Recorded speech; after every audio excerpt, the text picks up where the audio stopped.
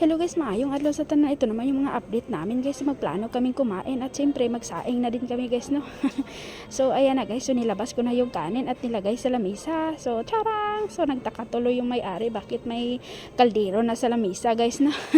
Buti hindi kami pinaalis, bakit kami doon nagdala ng kaldero. So siyempre mas masarap yung mga kanin natin guys kaysa kanila, no. So ayan na, diba, picture ito yung mga munggo at saka yung ulam nila guys, no. Diba, charang, at saka yun, bumili na rin kami ng mga kayamanan sa katawan guys, isang strolley yung kayamanan at saka siyempre magpawaning-waning guys, no. Diba parang tumakbo lang ng mga presidente at saka kagawad guys, no.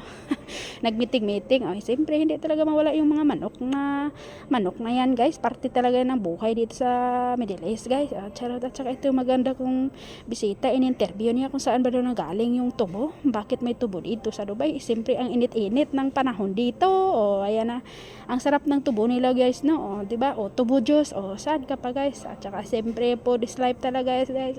Laboy lo, picture at para mayroon pang update sa mga Facebook guys. Cheery.